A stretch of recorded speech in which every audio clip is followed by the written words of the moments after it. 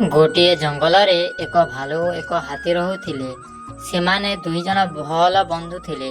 ଭାଲୁ ଛୋଟ ହେଲେ ମଧ୍ୟ ବହୁତ ଚତୁର ଓ ଚଞ୍ଚଳ ଥିଲା। ହାତୀ ହେଉଛନ୍ତି ଶାନ୍ତି, ବୁଦ୍ଧିମାନ ଓ ଶକ୍ତିଶାଳୀ ଥିଲା। ଗୋଟିଏ ଦିନ ଦୁଇ ଜଣ ବୁଲିବାକୁ ବାହାରିଲେ।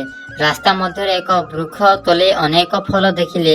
ଭାଲୁ କହିଲା, ଆରେ ବନ୍ଧୁ, ଆମେ ଏ ଫଳ ଗୁଡ଼ିକୁ ଖାଉଛୁ। ମୋତେ ବହୁତ ଜୋରରେ ଭୋକ ଲାଗିଲାଣି। ହାତୀ କହିଲା, ଠିକ୍ ଅଛି, କିନ୍ତୁ ଆଗରେ ଦେଖିବାକୁ ପଡ଼ିବ କିଏ ଖାଉଛି ଫଳ। ଆଉ ଏହି ବୃକ୍ଷ ଉପରେ ମୂର୍ଖ ବାନର ଥାନ୍ତି, ସେମାନଙ୍କୁ ରୁଷ୍ଟ ହୋଇପାରନ୍ତି।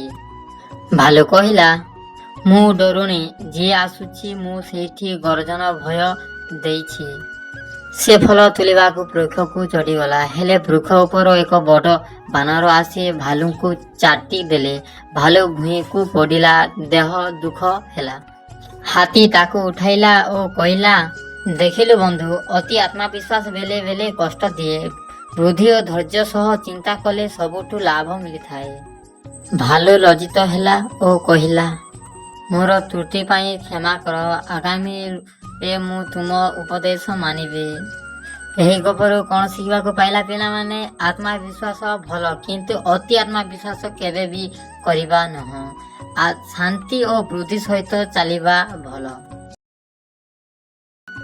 ଏକ ଦିନ ଜଙ୍ଗଲରେ ବସୁଥିଲା ବାଘ ମାମୁଁ। ସେ ପ୍ରତିଦିନ ଶିକାର କରୁଥିଲେ, କିନ୍ତୁ ଏହି ଦିନ ତାକୁ କିଛି ମିଳିଲା ନାହିଁ।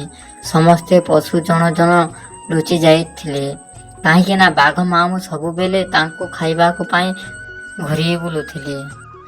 ଏଭଳି ଦୁଃଖ ଦେଖି ବାଘ ମାମୁଁ ଭାବିଲେ, ମୁଁ ଏଭଳି ଜୀବନରେ ସୁଖ କିପରି ଦେବି? ସମସ୍ତେ ମୋତେ ଡର କରନ୍ତି, ମୋ ପାଖକୁ ଆସନ୍ତି ନାହିଁ। ମୁଁ ମିତ୍ର ବନେଇ ପାରିବି ନାହିଁ, ଖାଲି ଶିକାର ଓ ଏକାଲପନା। ସେ ଆଖି ଛୁଇଁ ଜଳ ଝରେଇଲେ ଓ ଗଛ ତଳେ ବସିଗଲା। ଏଇ ବେଳେ ଗୋଟିଏ ବିଲୁଆ ତାଙ୍କ ପାଖରେ ଆସି ପଚାରିଲା, ବାଘ ମାମୁଁ, ଆପଣ ଏଭଳି ଦୁଃଖ କାହିଁକି? ବାଘ ମାମୁଁ କହିଲେ, ମୁଁ ଏକା, କାହା ସହ କଥା ହୁଏ ନାହିଁ। ସମସ୍ତେ ମୋତେ ଡରନ୍ତି। ମୁଁ ମିତ୍ର ଚାହିଁଲେ ଶିକାର ନୁହେଁ। ତେବେ ବିଲୁଆ ହସି କରି କହିଲା, ମିତ୍ର ବନିବାକୁ ହେଲେ ଆପଣଙ୍କ ମିତ୍ର ସଦୃଶ ଆଚରଣ କରିବାକୁ ପଡ଼ିବ। ଆପଣ ଯଦି ଆମ ସହ ଭଲ ହେବେ, ଆମେ ମଧ୍ୟ ଆପଣଙ୍କ ମିତ୍ର ଭାବିବୁ। ଏକଥା ବାଘ ମାମୁଁଙ୍କ ମନକୁ ଲାଗିଗଲା। ସେ ଦିନଠୁ ସେ ଆଉ କାହାକୁ ଶିକାର କଲେନି। ଜଙ୍ଗଲ ମଧ୍ୟରେ ତାଙ୍କୁ ଦେଖି ସମସ୍ତେ ଆଉ ଡରିଲେନି।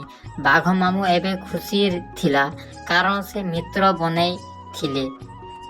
ଏହି ଗପରୁ ଆମେ କ'ଣ ଶିଖିବାକୁ ପାଇଲା ପିଲାମାନେ? ମିତ୍ରତା ପାଇଁ ଦୟା ଓ ଭଲ ବ୍ୟବହାର ଦରକାର।